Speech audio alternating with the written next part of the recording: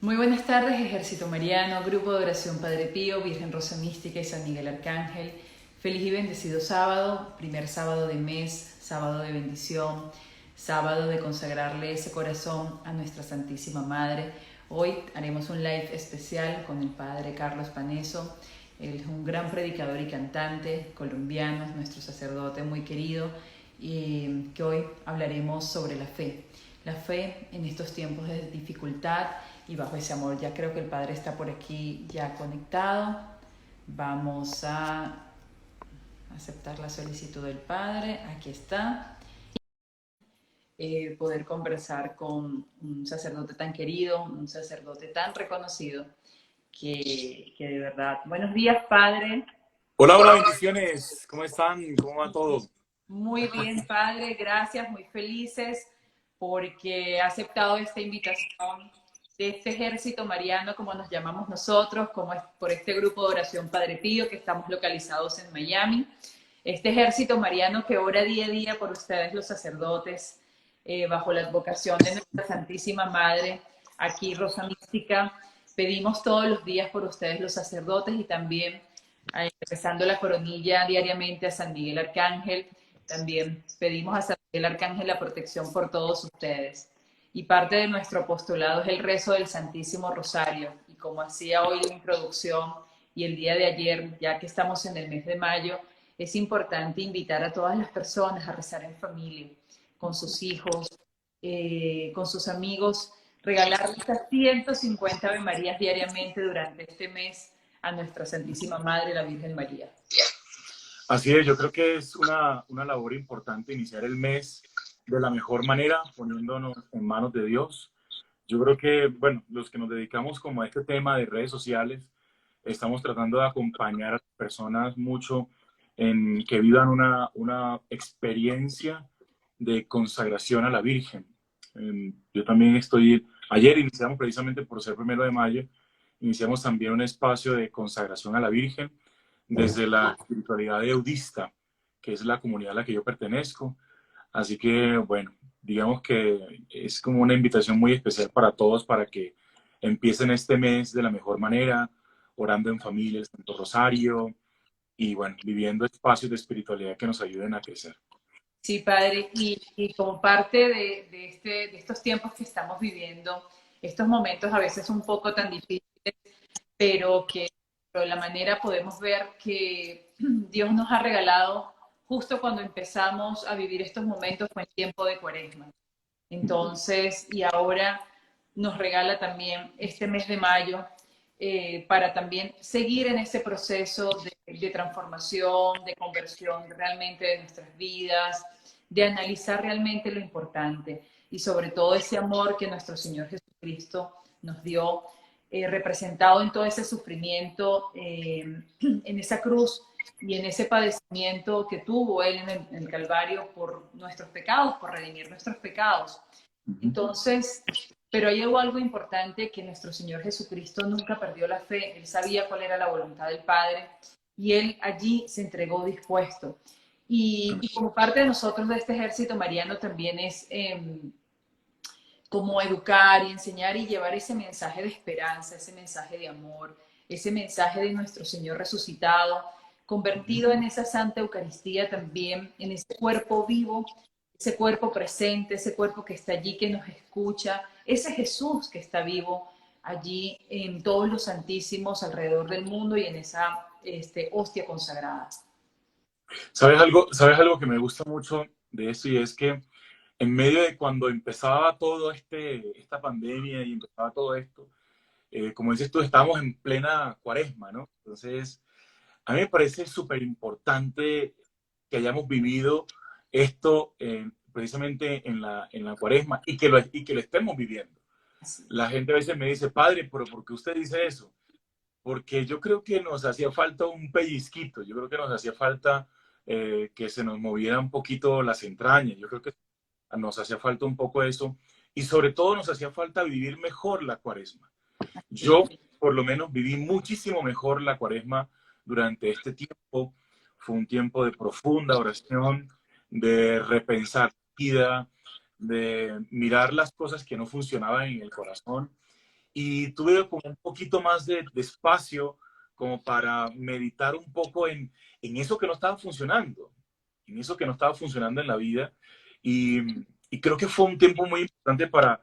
Yo escribo mucho, tengo mucha cosa, escribo demasiado, y tengo un diario en el cual pongo mis anotaciones, mis cosas, y en ese diario precisamente estaba como revisando, evaluando cosas a propósito de todo lo que estaba sucediendo. Uno es muy caprichoso, entonces uno anda para arriba, para abajo, y ahora toca quedarse en la casa, toca renunciar a ciertas cosas, a ciertos comportamientos. Y yo creo que de alguna forma es el Señor diciendo, para, stop, detente, ya aguanta esa guagua, aguanta ese bus, porque no puedes seguir, es decir, no puedes seguir de la misma manera, no puedes seguir de la misma forma, no puedes avanzar siendo la misma persona, ni tampoco puedes decirte a ti mismo cuando vuelva al presente, cuando vuelva a la cotidianidad. No puedes volver a la cotidianidad porque en la cotidianidad estabas haciendo todo mal, brother.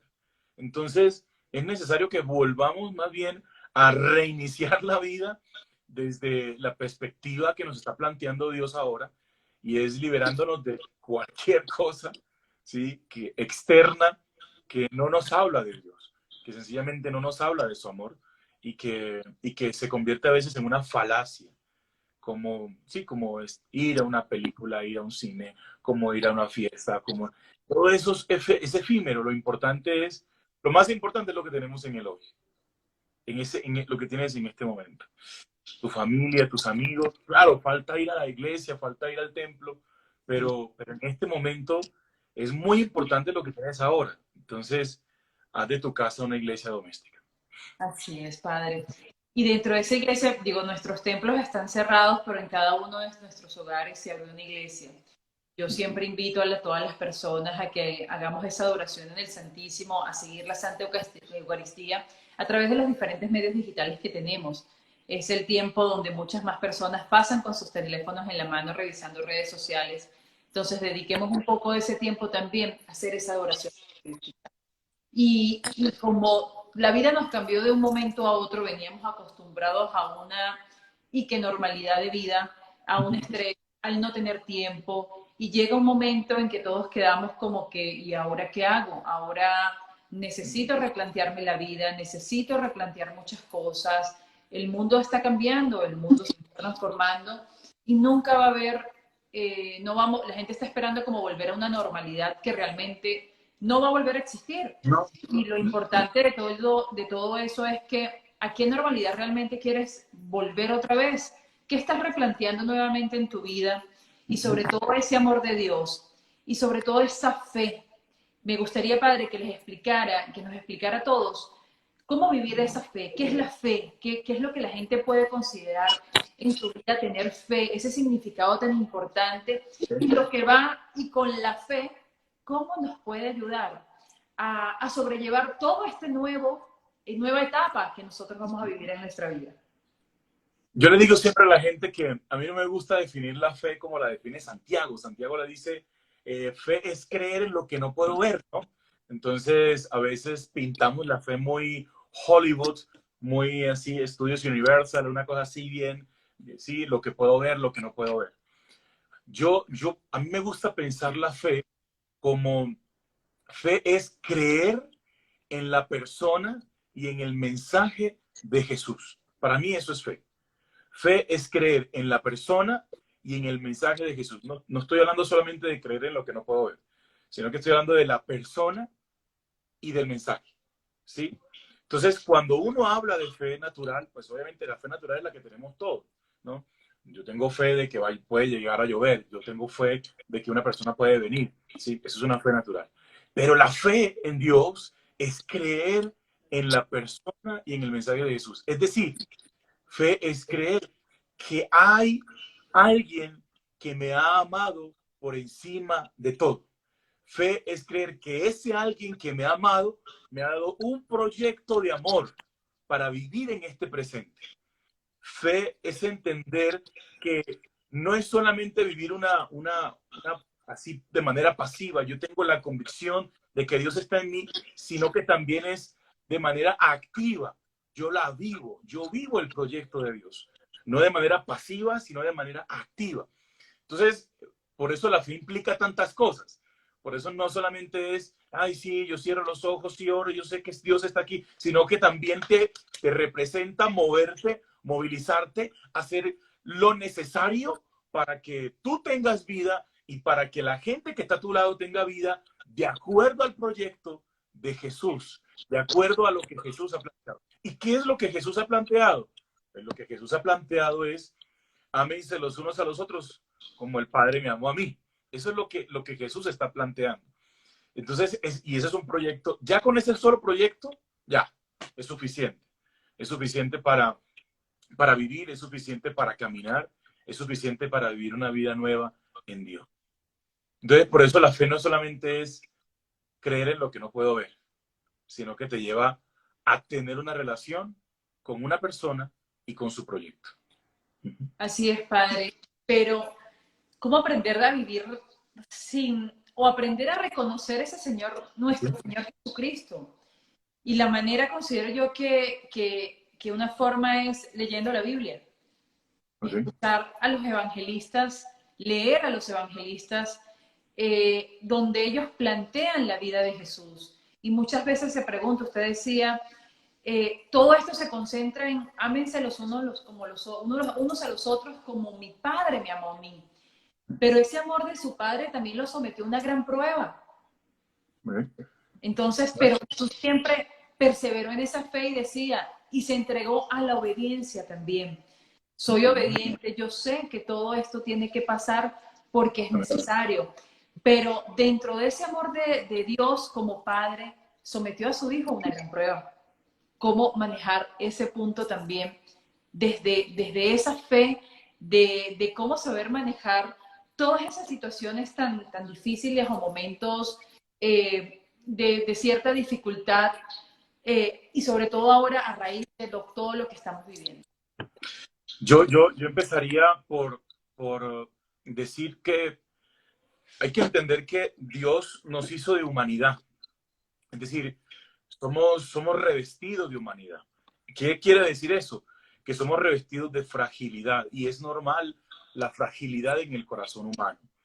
Y fíjense algo maravilloso y es que nuestro Señor, nuestro Dios, quiso hacerse uno de nosotros. Nuestro Señor quiso hacerse uno de nosotros. Creo que es Filipenses 2:7 el que dice que Él tomó condición de esclavo, pasando por uno de tantos, ¿no? Entonces, él asume la humanidad. Y yo creo que en el hoy, para vivir esa fe en el hoy, sabiendo la crisis que vivimos, sabiendo el momento histórico difícil que vivimos, yo creo que primero hay que identificar tres cosas. Y, padre, ¿cuáles son esas tres cosas? Como tres patologías que tiene el ser humano en el hoy y que tenía antes. Y que si intentamos hacer un proceso de sanación de esas tres cosas, yo creo que vamos a salir victoriosos en medio de este momento de prueba, de dificultad que vivimos. Una enfermedad es la depresión, que yo a la depresión le llamo el exceso de pasado. El exceso de pasado que es, tú tienes una historia, tú tienes una vida, has tenido momentos, has tenido crisis, has tenido momentos difíciles, ¿sí? Pero tú tienes dos opciones. O te quedas sentado mirando tu historia y contemplando tu pasado como lo peor de la humanidad, ¿sí? O entiendes que tu pasado es un trampolín para vivir el presente. Esas son las dos opciones de esa depresión. Obvio, vuelvo y lo digo, la depresión es exceso de pasado. Una segunda enfermedad es el estrés, que es el exceso de presente, ¿sí? Esa es una segunda crisis del ser humano, para hablar de humanidad. Y el estrés es el exceso de presente. Y el exceso de presente es la incapacidad de resolver un problema a la vez. El ser humano está acostumbrado a resolver 5 cosas a la vez, 6 cosas a la vez, 7 cosas a la vez.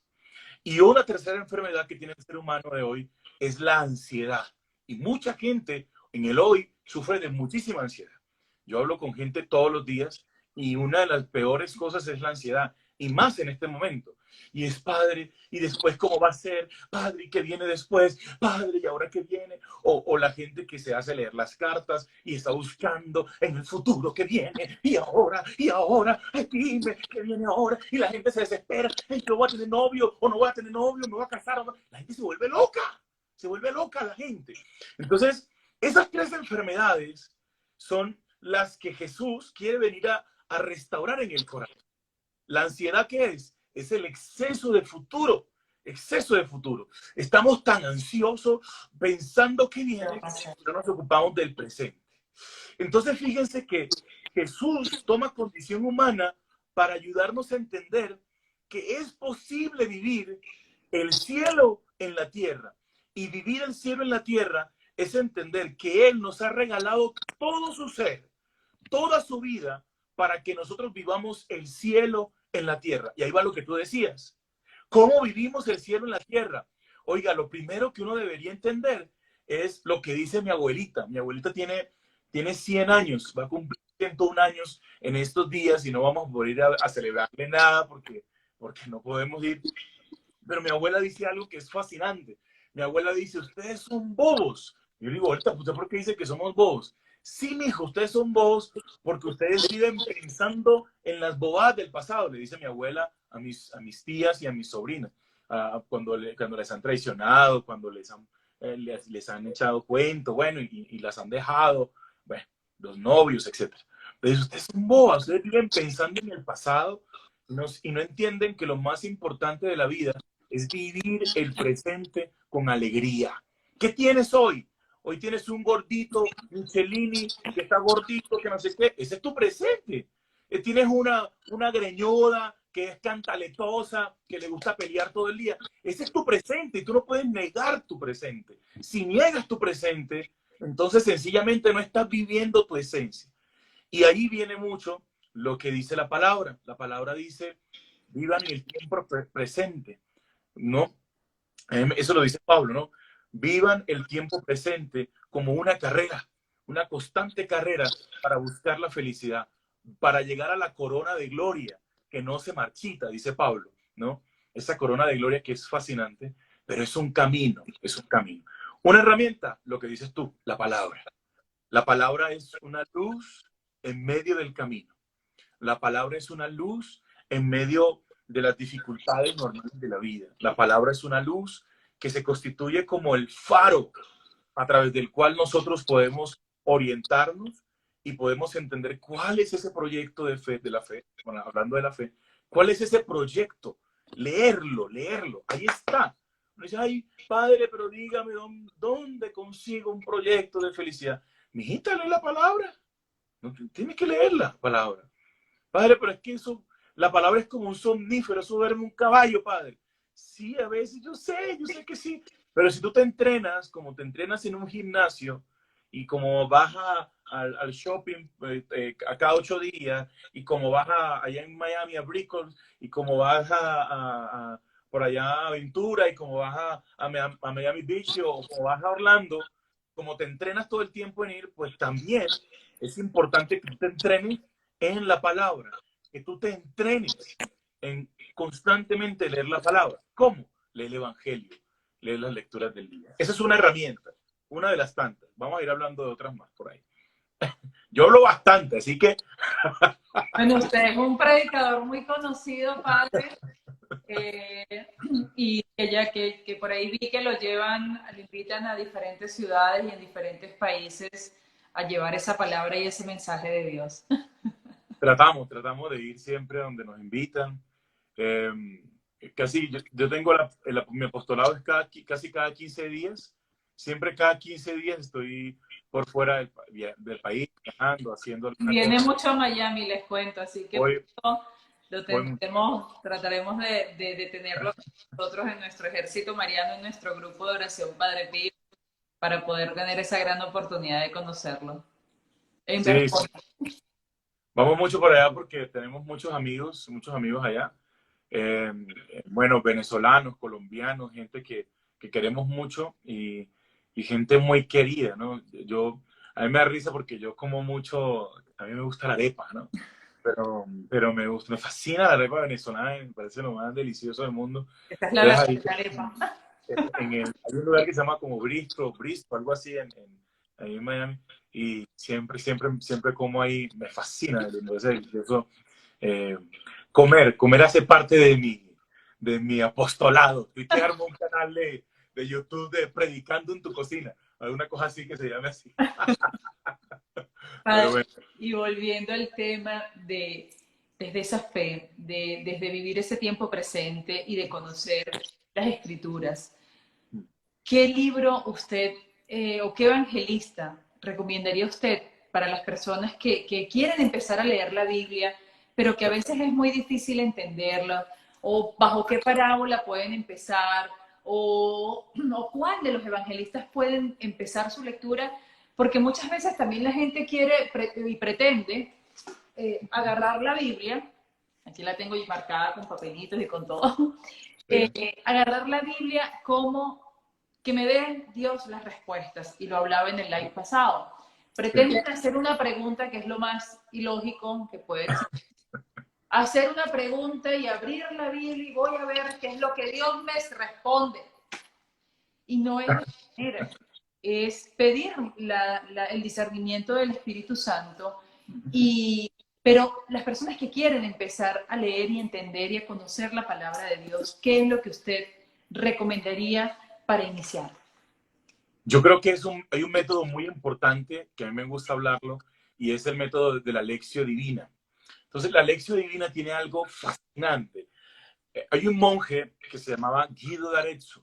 Guido d'Arezzo hablaba de que para leer la Biblia era importante hacerlo como en especie de una escalera. Entonces, Guido decía que la palabra tiene 4 escalones, pero yo le agregué uno, 5, y le puse un piso, 6. El primer piso es la lectura, pero antes de la lectura uno debe pedir la asistencia del Espíritu, porque el Espíritu es el que ha inspirado las escrituras. Él fue el que inspiró a los agiógrafos, a los escritores de la palabra para que la escribieran. ¿Y cómo se escribe la palabra? Muy fácil, es muy fácil decirlo. La palabra se escribe primero entendiendo cuál es la inspiración, qué quiere decirle Dios a su pueblo, y segundo, a través de las situaciones culturales del momento. Por eso uno debe leer la palabra pidiendo el Espíritu y conociendo también el momento histórico que vivía el pueblo de Dios, y de esa manera uno puede comprender mejor lo que la palabra quiere decir. Porque un texto sin contexto es un pretexto.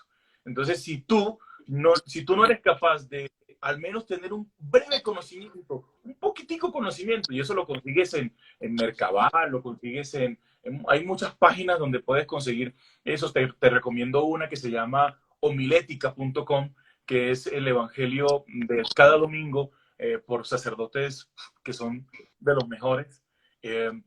Y te lo explican ahí, te explican el contexto, bueno, muchas cosas. O Católico Responsable, creo que es otra página que se llama también, o Católico, Crecimiento Católico, algo así. Bueno, ahorita se las doy y se las tengo por ahí.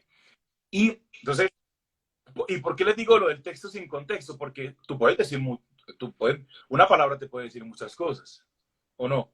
Así es. Entonces hay gente que le ha atribuido la caída de las Torres Gemelas a la palabra, ¿ya? Le ha atribuido muchas cosas, pero resulta y pasa que, por ejemplo, el Apocalipsis es el libro de la esperanza, ¿ya? Es el libro de la esperanza. Entonces, lo que plantea el Apocalipsis es lo que vivía los cristianos de ese momento, y y esa palabra nos habla también hoy. Claro que nos habla en el hoy, pero hay que entender cuál es el contexto. El contexto son las persecuciones, son muchas cosas. Un ejemplo, ¿por qué le decían 666? ¡Ay, el 666! Padre, ese es el número del diablo, padre. Ese es el número del diablo. Mi carro tiene 666. Es LAP 666 en la placa. Entonces, claro, un día yo me iba bajando de un lugar. Padre, tiene que cambiar esa placa. Cambie esa placa, padre. Y yo dije, mira, no la voy a cambiar porque esa fue la placa que me dieron, punto. Pero porque yo entiendo cuál es el contexto. ¿Cuál es el contexto? 666 es el número de Nerón. Nerón, que le llamaban la bestia, ¿Por qué le llamaban la bestia? Porque mataba cristianos, porque los metían en la jaula con los leones. Entonces, no lo llamaban por el nombre, sino que le decían 666. Entonces, un texto sin contexto es un pretexto. Entonces, lectura, el segundo paso es meditación, que es qué me dice a mí y qué le dice a la comunidad. ¿Sí? Es decir, primero leo concentradamente y es qué dice. Trato de grabar el texto, los verbos, los personajes. Después digo, uy, ¿qué me dice esa palabra a mí? ¿Cierto? ¿Qué me dice a mí en mi situación, en lo que estoy viendo? Después, ¿qué le dice al otro? Eso es la meditación. Después la oración, y la oración nace de los dos pasos anteriores. La gente que me dice, ay, padre, ¿cómo hago para orar? Yo no sé orar, padre. Entonces, oye, lee la palabra, porque la palabra te provoca la oración. Entonces, la oración es, ¿qué me hace decir la palabra a Dios? Y después la meditación. La meditación es cómo tú te metes dentro de la palabra. Es como si tú fueses un personaje del texto. Es como si tú estuvieses allí dentro del mismo texto. Y yo le agrego un último paso, y es la caída, como son 4 pasos, cómo tienes que volver a caer al suelo. ¿Y el suelo cuál es? La realidad, la vida cotidiana. Entonces, cómo esa palabra que leíste, que meditaste, que oraste, que contemplaste, también te hizo caer al suelo y te hizo, oye, tengo que mirar, tengo que ver, tengo que reconocer qué es lo que está pasando, qué es lo que está sucediendo en medio de este mundo. Entonces, te acabo de dar como un proceso y sí, yo creo que como esas dos cosas. Ah, bueno, ¿y cómo empezar? Lee primero Marcos, después Mateo, después Lucas y después Juan. Primero Marcos, Mateo. después Mateo, Lucas y Juan. Después te vas al Génesis y lees todo el Antiguo Testamento. Y después lees las cartas y los discursos y terminas con Apocalipsis. Pero no leas a la iglesia primitiva si antes no has leído el Antiguo Testamento. Primero Evangelios, empezando por Marcos, Marcos. el más cercano a Jesús y el más popular. Mateo, que ya es más construido. Lucas, que ya tiene un lenguaje más. Y Juan, que ya es una cosa, que es lo que estamos leyendo en estos días, que es súper arrayado arriba, que tú dices, pero ¿qué está diciendo? Ya, ese es Juan. Juan es más reflexivo. Juan es más, muy posterior a Jesús. Y después vas al Antiguo Testamento, lees todo. ¿En clave de qué? De lo que has leído en los Evangelios. Toda la palabra se lee en clave de el Nuevo Testamento, de Jesús. Siempre que leas el Antiguo Testamento, piensa en Jesús. Piensa en Jesús y después lees de las cartas y lo que sí. Así es, Padre. Y ese Jesús que allí nos da la respuesta, y ese Jesús convertido en esa hostia viva. ¿Cómo lograr entender que es Jesús vivo que está allí, en ese milagro de lo que significa esa hostia consagrada, ese cuerpo vivo de Jesús y ese cuerpo presente y que Él está allí en las hostias consagradas de todo el mundo, en nuestras iglesias, en la Santa Misa y en todos esos tabernáculos? Mira, la Eucaristía es precioso porque la Eucaristía es Jesús que se queda entre nosotros y se parte y se comparte, ¿no? Y a mí me gusta mucho el verbo que utiliza la Biblia. La Biblia utiliza, y es cuando empieza Jesús a dar el discurso de esta semana del pan de vida, y la gente empieza a escucharlo y dice, este está loco, este está soñado, ¿cómo es que no tenemos que comerlo a él? ¿Acaso nosotros somos qué? ¿Comemos muertos? ¿Cómo es la cosa? ¿Comemos carne de humano? ¿Ya?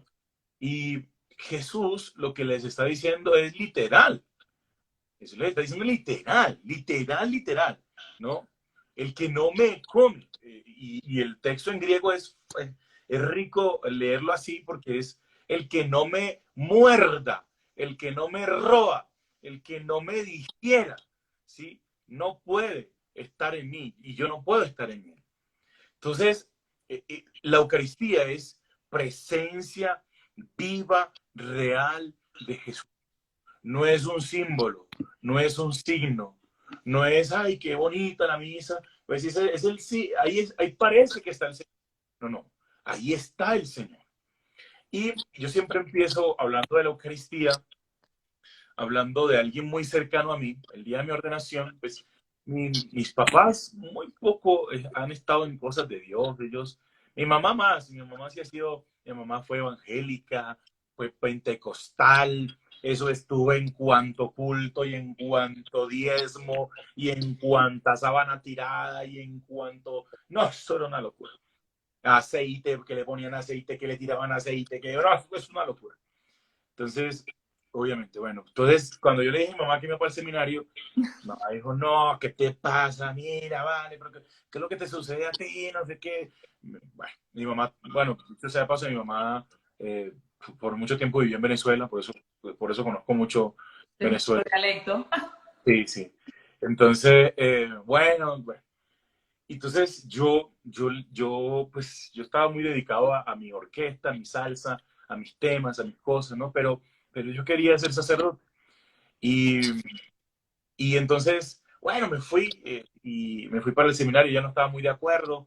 Mm, pero lo interesante del tema es que pasan los años, ella nunca está de acuerdo, siempre me echa en cara cosas, habla mal de los curas, que el único cura para ella importante, o al menos era yo, nadie más, porque ella no creía en ningún cura. Entonces, por su tema de su religión. Cuando llega el día de la ordenación, mi mamá se va y mi mamá me dice algo, me dice un día, me dice, ve, Carlos, yo no sé, pero cuando el obispo levantó la hostia, porque pues, cuando levantó la hostia, yo sentí algo, yo no sé qué sentí, pero yo sentí algo que me transformó por dentro, algo que me llenó ¿qué es eso? Ay, me dio papaya, entonces, eso le dije de todo, le hablé, y entonces empezó un proceso bonito de conocer más a Dios, de llenarse más de la presencia de Dios, de, de abrazar eh, como el catolicismo de manera más consciente. Ahora va a grupos de oración, bueno, hace mil cosas, va a las misas más, eh, participa de una comunidad carismática. Bueno, está como metida como más en el cuento católico y ya dejó el cristianismo, ya dejó, perdón, el protestantismo, dejó todo ese tema, lo dejó a un lado, pero fue por la Eucaristía, fue por la Eucaristía. Te cuento una segunda experiencia. Un día andaba yo con un amigo también protestante, digo yo, oye, pues obviamente por mi infancia, pues yo tuve muchos amigos protestantes. Entonces le digo, mira, yo estaba haciendo pastoral yo estaba predicando en alguna ciudad aquí en Colombia, creo que era en Popayán o Cali, algo así. Entonces le digo, mira, llégate a la parroquia donde yo voy a predicar el retiro, llégate y hablamos allá, conversamos, no sé qué, bueno, listo, eso fue hace un año y medio. Entonces el tipo entra, obviamente entró a la iglesia como con su miedo, como con su cosa, como, ¿qué es esto? No sé qué, esas imágenes, no sé qué, estoy hablando, y yo, ay, ya, tú viste, puedo hablar conmigo, deja tu aquí, ¿no? Entonces empezamos a caminar y pasamos frente al Santísimo. Eh, obviamente, él estaba como delante de mí porque yo me quedé hablando con un padre que estaba acá, y entonces él pasa delante del Santísimo, y entonces el tipo cae de rodillas y se pone a llorar. Entonces yo miré y dije, ¿qué le pasó a este? Y el tipo lloraba desconsoladamente, lloraba el tipo, lloraba el tipo. Yo le decía, bebé, ¿qué te pasó? ¿Qué? ¿Te tropezaste con alguna banca o qué pasó? Y me dijo, hermano, porque sabes cómo hablan ellos, hermano, en este momento estoy sintiendo la presencia de Dios. Yo, gloria a Dios, pero mira, es que la tienes ahí al frente, es que no la ves. Entonces, eh, él enseguida me miró así, me miró así como confundido, porque sí, resulta y pasa que cayó enfrente del Santísimo, en todo el frente del Santísimo. Entonces, yo no sé, esas dos experiencias me parecen, bueno, ya el tipo ya, todavía está como una pelea, él dice, yo sé que él está ahí, pero es que no creo en esos curas. En el único cura que creo es en ti. Entonces, está lo mismo que mi mamá. Entonces, lo que te quiero decir con esto es que más que un tema racional, la Eucaristía es experimentar ese Dios que quiso comunicarnos todo su ser allí presente en la Eucaristía. O sea, Él se quedó allí, no se quedó en otro lugar, se quedó allí en ese pedazo de pan. ¿Por qué? Que Él quiso. O sea, Y es el catecismo lo dice, ¿no? Porque Él quiso comunicarnos su ser, ¿no? Él quiso quedarse ahí. No es una cosa que entendamos a nivel racional. Él quiso que estar ahí, Él quiso quedarse allí. Entonces, yo con esto simplemente quiero invitarlos a que seamos más eucarísticos. Para mí la Eucaristía es un lugar de reconstrucción de vida. Ahí yo he encontrado las mayores respuestas de mi vida eh, y he discernido muchas situaciones de mi vida de frente a Jesús, frente al Señor. Y a veces, y justo en este tiempo, cuando no podemos ir, pues obviamente la gente me dice, pero bueno, padre, cómo lo hacemos? Pues, tenemos mm, adoración eucarística en vivo, a sí. través de YouTube, podemos, Y hay sabes también, adoraciones ya grabadas. y sabes algo que a mí me decía un padre, me decía, em, es bueno este ayuno que estamos haciendo. Yo le decía, ¿por qué, padre? Y me decía, sí, hijo, es muy bueno este ayuno, es un ayuno eucarístico.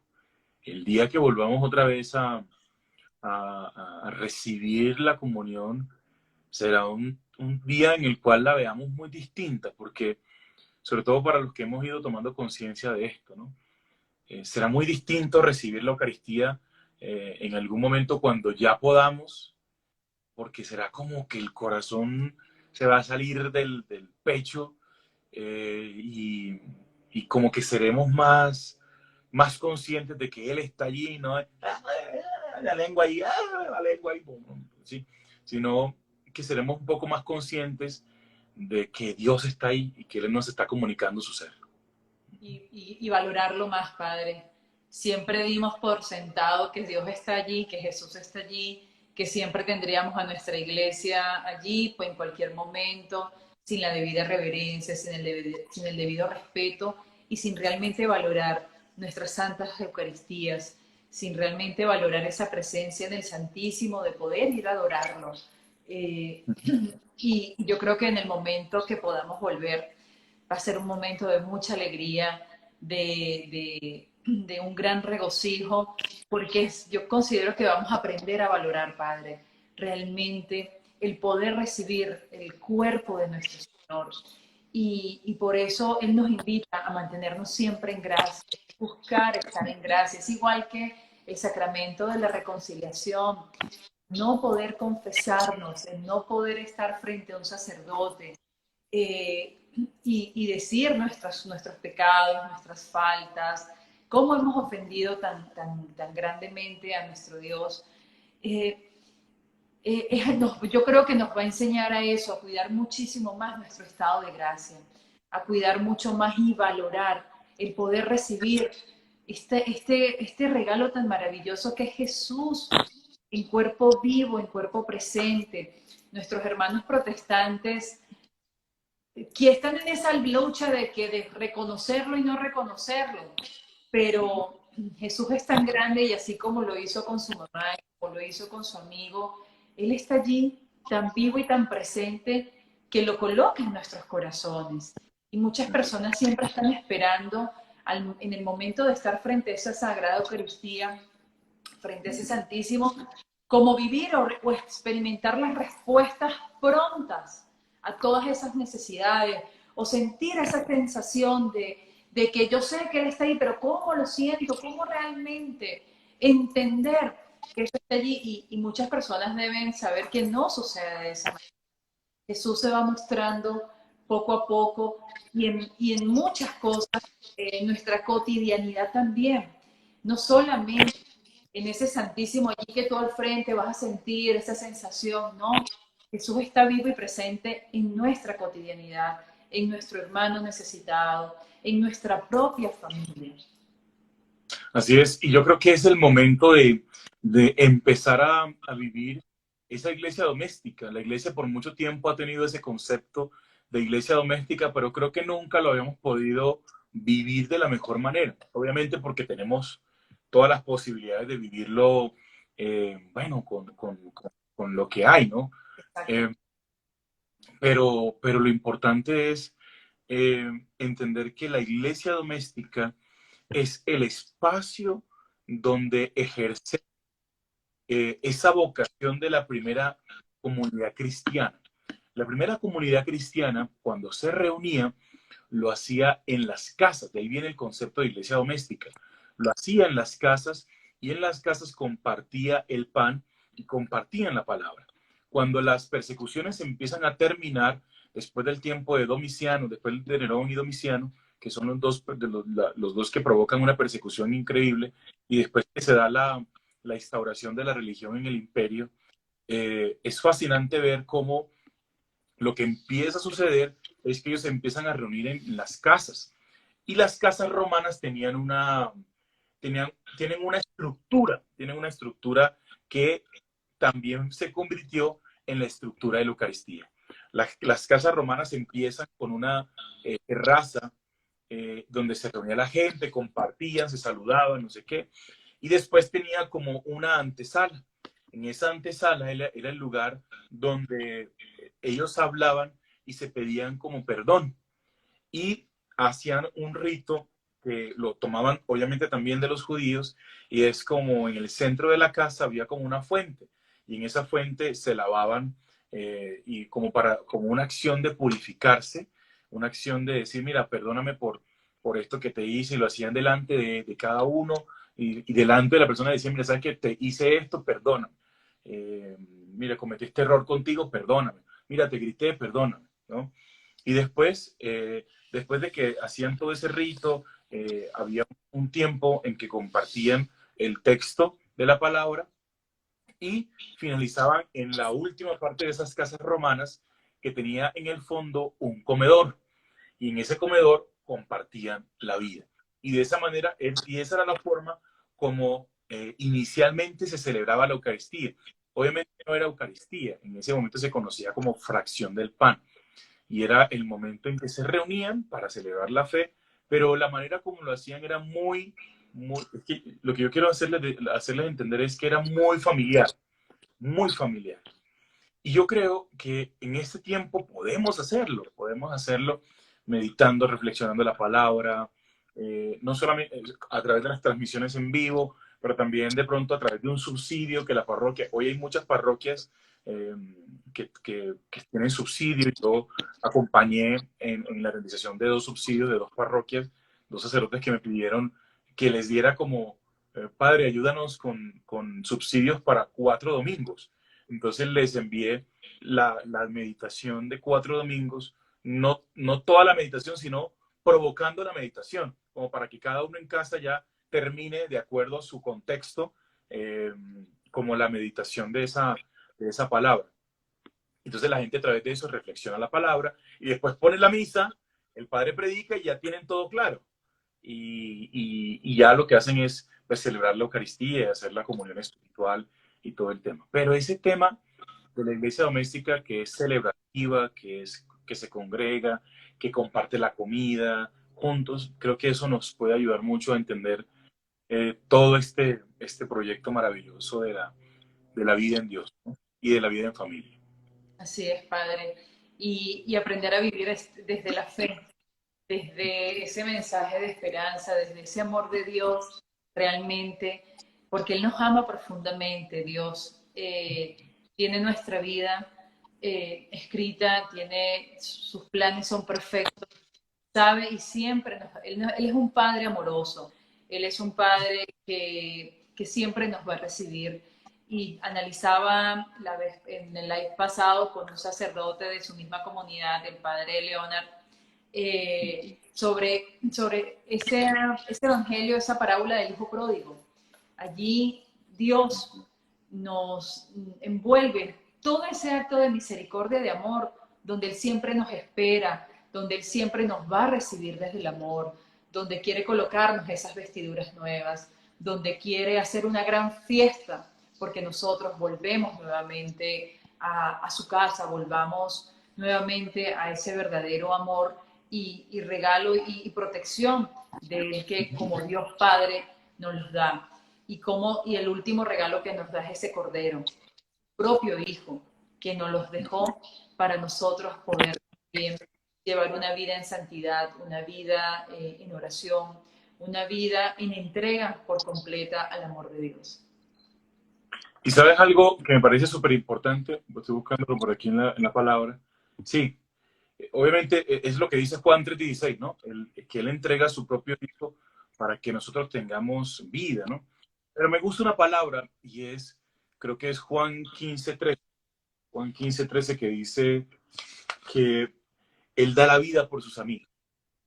Es decir, ese que se entrega totalmente, da la vida por los que ama, da la vida por los que no la merecen que se dé la vida. Eso es lo particular de Jesús. Es decir, Él da la vida no solamente porque nosotros nos merecíamos que Él diera la vida por nosotros. No, nosotros no lo merecíamos, nuestros padres no lo merecían, pero Él decide por un exceso de su amor, que Juan 13:1 lo dice, porque Él nos amó hasta el extremo, eh, por un extremo de su amor, Él decide darse totalmente para que nosotros tengamos vida. Y se da hasta la muerte y una muerte de cruz. Por eso lo que nosotros celebramos en la Pascua es que la muerte tuvo una pesadilla. ¿Por qué? Porque el que murió en la cruz, pues sencillamente nadie lo llevó a la muerte. Él dio la vida por nosotros, Él la entregó por nosotros, a Él nadie le quitó la vida, Él la entregó sin medida. Y lo que sucedió después fue que ese que dio la vida resucitó. Por eso la muerte tuvo una pesadilla, porque hey, alguien vino, alguien se levantó de allá. Quiere decir que hay esperanza, quiere decir que hay resurrección, quiere decir que nuestra vida no termina en la oscuridad, quiere decir que nuestra vida termina en la victoria de la resurrección y quiere decir que la muerte es un paso. Y yo creo que eso es esperanza para tantas personas que ven morir hoy gente en hospitales y ven esta pandemia que está acabando con la vida de tantas personas. Eh, yo digo siempre que esas personas están ahora en un mejor lugar y que se nos adelantaron, se nos han adelantado, están gozando de esa presencia maravillosa de Dios. Y quizás eso es un consuelo muy importante para tantos que han perdido familia, amigos, que han perdido tantas personas, y más en Estados Unidos, que van tantas personas que han fallecido, para que tengan esa esperanza. Nosotros no creemos que la muerte es el fin, nosotros creemos que la muerte es un paso. Un paso. Un paso, la muerte un paso de la muerte a la vida, a la verdadera vida. A la verdadera vida, esa vida eterna de Dios, el buscar esa tierra prometida, ese paraíso eterno, y por eso nuestra vida debemos mantenernos en esa gracia para poder alcanzar esa vida eterna, esa gloria de vivir al lado de nuestro Dios Padre Todopoderoso. Que yo creo que vivir eso es, para mí hay una política, para mí una política del cielo es, eh, o al menos así le puse yo una vez a una prédica, la política del cielo, ¿no? La política del cielo es que empieces a vivir el cielo en la tierra, ¿no? Entonces, yo siempre le digo, para evitarse problemas, para evitarse problemas, viva el cielo en la tierra y ya sin tanto cuento, sin tanta historia, simplemente empieza a vivir desde ya esa delicia, ese estar en Él, ese vivir en Él, ese buscar su rostro. Y yo creo que en la medida en que estemos continuamente en Él, pues Él estará continuamente y se mostrará más en nosotros. Yo siempre le digo a la gente, Dios nunca se va de nosotros, Él siempre está con nosotros, pero es necesario que cada vez vivamos más nuestra vida en Él para que pueda notarse su presencia en nosotros, para que puedan notarse, porque siempre está, pero no se nota. Exactamente, y que se note que nosotros vivimos en Jesús, que vivimos en ese amor de Dios, que no les dé pena. Mucha gente le da pena manifestar y decir a los cuatro vientos que siga a Jesús, a un Jesús vivo, que siga a nuestra Santísima Madre, que es católico. Debemos sentirnos orgullosos de ser católicos, es nuestra verdadera iglesia. Por eso debemos defenderla. Por eso debemos nosotros también orar por ustedes, los sacerdotes, que sin ustedes no hay Eucaristía. Sin los sacerdotes no hay Eucaristía. Y es por eso parte de este apostolado, de este grupo, orar diariamente por ustedes, los sacerdotes, porque ustedes necesitan de nuestras oraciones. Nosotros necesitamos de sus oraciones también, porque ustedes oran por sus fieles y nosotros también debemos tener la obligación de defenderlos, de apoyarlos, de defender nuestra Santa Iglesia Católica y sentirnos orgullosos de ella. Si bien es cierto, y Dios nos los hace ver en muchas maneras. En el diario de Sor Faustina nos explica mucho el porqué de muchas fallas por parte de ciertos sacerdotes o de los mismos religiosos. Entonces la gente quiere como buscar esa pequeña excusa, como dicen, yo no creo en los curas, pero ustedes, los sacerdotes, son la representación de Jesús. Y también apoyarse con esas oraciones porque ustedes también son tentados. La prueba es muy difícil. Yo lo veo de esta manera, Padre. Cuando uno decide estar en este camino de Dios, prepárate para la prueba, y lo dice la palabra. Prepárate para la prueba. Imagínense ustedes que dijeron sí a una entrega total, una entrega de su vida por completa al Señor. Que no van a buscar el maligno hacer, porque ustedes son esa representación de Jesús, y ustedes son, y a través de las diferentes de la Eucaristía, quienes hacen esa consagración eucarística para nosotros poder recibir ese cuerpo y esa sangre de ese Jesús vivo. Y así como el testimonio de su mamá, que cuando levantó el obispo la hostia en el momento de la consagración, se produce todo ese amor, toda esa transformación, y el propio Jesús está allí. Fíjate que mañana celebramos el Día del Buen Pastor, ¿no? El buen pastor. Desde aquí le envío un abrazo a todos mis hermanos sacerdotes, a todos los que puedan llegar a ver esta transmisión. Y ¿saben algo? Yo creo que para mí ser sacerdote no es un privilegio, para mí es una responsabilidad.